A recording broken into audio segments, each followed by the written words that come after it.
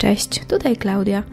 Dzisiaj pokażę, jak wykonać bazie z patyczków higienicznych do uszu. Zapraszam na filmik.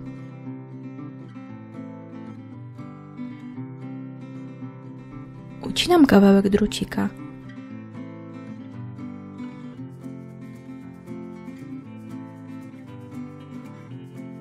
Obcinam patyczki w 1/3 ich długości.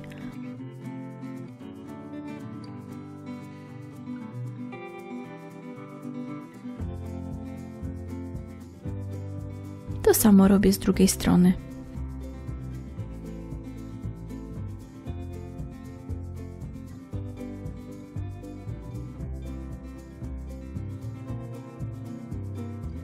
Przykładam pierwszy patyczek do drucika i okręcam go taśmą florystyczną.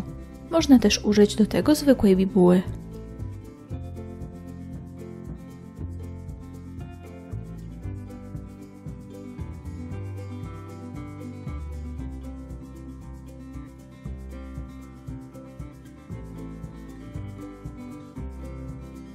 Następnie biorę kolejny patyczek i dokładam go poniżej. Dalej obwiązuję go taśmą florystyczną. W taki sposób postępuję do końca drucika, przykładając patyczki na przemian raz z jednej, raz z drugiej strony, układając je coraz niżej.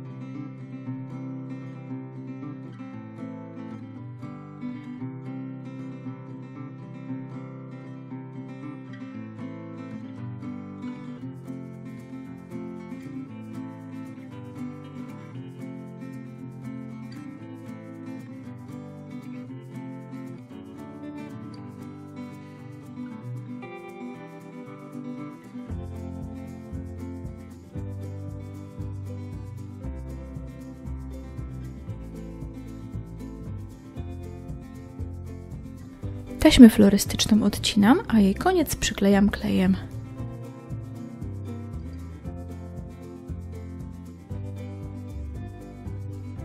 Bazie z patyczków higienicznych są gotowe. Mogą być dodatkiem do własnoręcznie wykonanych kartek wielkanocnych lub innych ozdób. Dzięki za uwagę, daj łapkę w górę, jeśli Ci się podobało i udostępnij filmik dalej.